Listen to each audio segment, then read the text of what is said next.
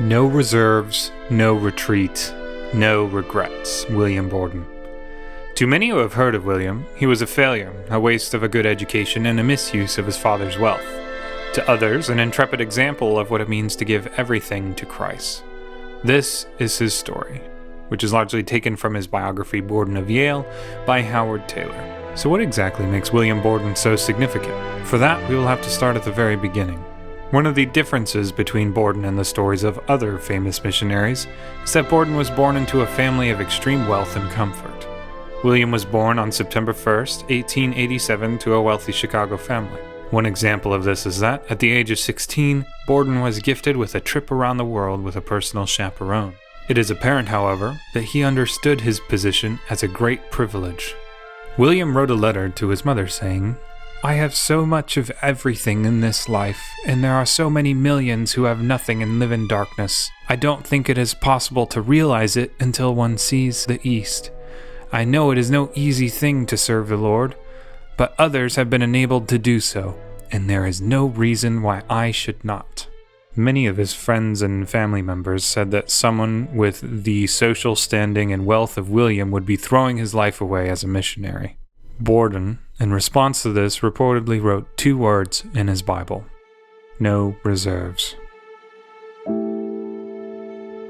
After a long journey home, Borden was enrolled in the university at Yale.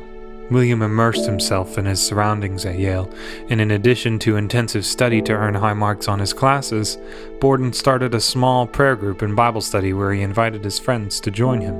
It began with only 2 people, and his prayer was that the entire campus of Yale would be converted by the saving power of Jesus Christ. By his sophomore year, the group had grown much larger and had to divide into a few smaller groups. To Borden, prayer was his most important work. He would carry a loose-leaf notebook full of lists of people and their respective prayer requests.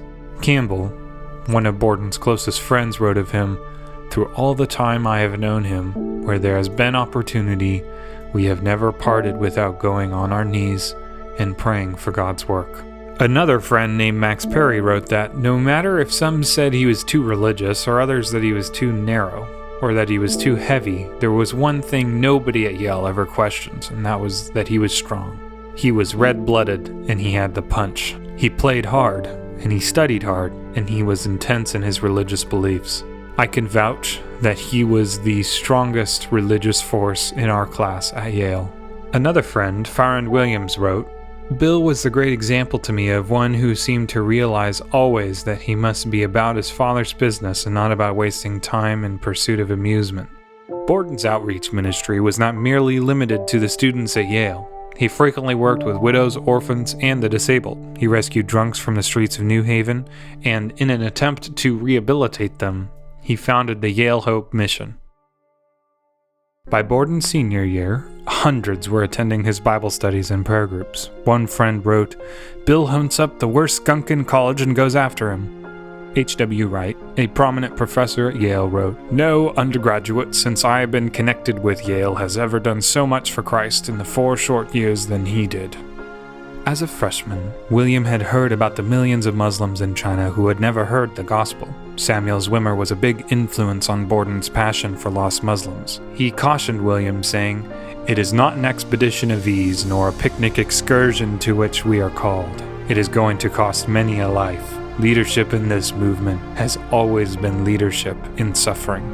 After Yale, Borden went on to Princeton Theological Seminary and became one of the directors of the Moody Bible Institute. After graduating Yale and Princeton, William was offered many high-paying jobs due to his education and his father's connections. It is reported that, in response to Borden's decision to become a missionary, his father told him that he would never have a position in the family business. In response, William wrote 2 more words in his Bible: no retreat. The Muslims of China were of particular concern to William. There was little to no missionaries ministering to them, and they were an unreached people group for the gospel. William decided to go to Egypt to learn Arabic in preparation for his ministry in China. Many saw this as a profound waste of time, energy, and resources. Several thought that a 22-year-old of his standing and wealth should have worked a high-paying job and enjoyed the comforts of home rather than the great dangers that awaited him on the journey. To the surprise of many, Borden left for Egypt. He would stay with an Arabic-speaking Syrian family where he could learn the language. However, shortly after arriving, Borden contracted the deadly disease of meningitis. Borden, a 22-year-old American aristocrat and millionaire, was now deathly ill in a small and sweaty house in Cairo. Unfortunately, William would eventually succumb to the disease, but before his death he inscribed 2 more words in his Bible: no regrets. No reserve, no retreat, no regrets. On Borden's grave was written, "Apart from faith in Christ, there is no explanation for such life." Borden was willing to give all for the sake of the gospel. He forsook the path of comfort and pleasure, which he was often encouraged to partake. Instead of engaging in the revelry of parties and fraternities, he sought obedience to God. One friend gave a powerful picture of the sort of man Borden was. He was quiet, but powerful, saying little but doing much. Rich, but self-denying, humble in spirit, but imperial in purpose.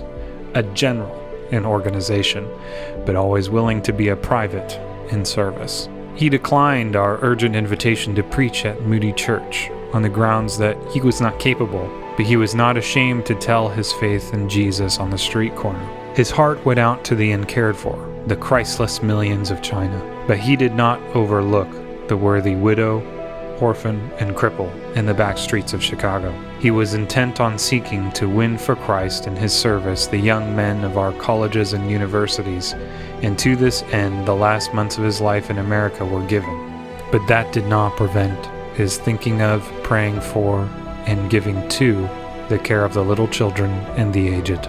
Borden is the embodiment of what Paul says in 1 Timothy 6, verse 17 through 19, where he says, "As for the rich in this present age, charge them not to be haughty, nor set their hopes on the uncertainty of riches, but on God, who richly provides for us with everything to enjoy. They are to do good, to be rich in good works, to be generous and ready to share, thus storing up treasure for themselves as a good foundation for the future, so that they may be able to take hold of that which is truly life." Many of you watching this video wouldn't consider yourselves to be wealthy people. Surely most of us aren't as wealthy as Borden was at his age, but if you live in America and have a pulse, you make up the top 25% of wealth in the world and probably the top 10% of people of all history.